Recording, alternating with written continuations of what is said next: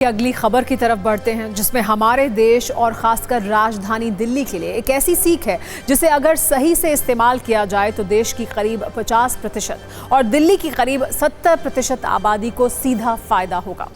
दरअसल फ्रांस की राजधानी पेरिस में एक नदी है, इसका नाम है सेन नदी। ये इतनी गंदी थी कि पिछले करीब 100 वर्षों से बंद थी। इसमें स्विमिंग और नहाने पर प्रतिबंध था, लेकिन 100 वर्षों के बाद पिछले शनिवार को सेन नदी आम लोगों के लिए खोल दी गई।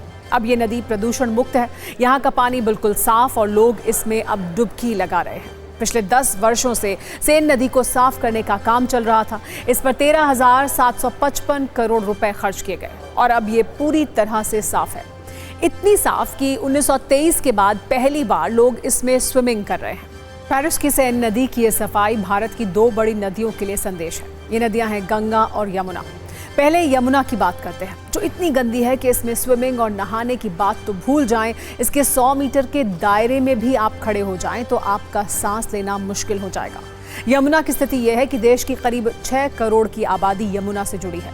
दिल्ली में 70% पानी की सप्लाई यमुना से ही होती है। अगर सेन नदी से तुलना करें तो सेन नदी को साफ करने में 10 वर्ष का वक्त लगा और खर्च हुए 13,755 करोड़ रुपए, जबकि यमुना नदी की सफाई की शुरुआत 1993 में हुई, यानी 32 वर्ष पहले, और 8,372 करोड़ रुपए खर्च हो चुके हैं। लेकिन तस्वीर ऐसी है कि गंदगी का कोई नोबेल पुरस्कार होता तो वो यमुना नदी को ही मिलता। यही स्थिति गंगा नदी की भी है। एक रिपोर्ट के मुताबिक देश की करीब 47% आबादी गंगा नदी से जुड़ी हुई है, यानी उसे गंगा नदी का सपोर्ट मिलता है। गंगा को साफ करने की शुरुआत 1885 में हुई और अब 40 वर्षों के बाद इस पर अलग अलग सरकारों ने करीब 40,000 करोड़ रुपए खर्च कर दिए हैं, लेकिन ये अब भी बहुत गंदी है। पेरिस की 3 नदी में से पहले लंदन की टेम नदी भी साफ हो चुकी है। ऐसे में सवाल यह है कि जब पेरिस की सेन और लंदन की टेम्स जैसी नदियां साफ हो सकती हैं, तो फिर गंगा और यमुना क्यों नहीं? क्या भारत में इसके लिए इच्छा शक्ति नहीं है? यूरोप ने इच्छा शक्ति दिखाई, तकनीक और पारदर्शिता के साथ काम किया, जबकि हमारे यहाँ पैसा तो कई गुना खर्च हो गया, लेकिन बदलाव नहीं आया। 1985 से लेकर अब तक हजारों करोड़ रुपए बहा दिए गए, लेकिन गंगा में गंदगी बहाने का सिलसिला नहीं रुका है।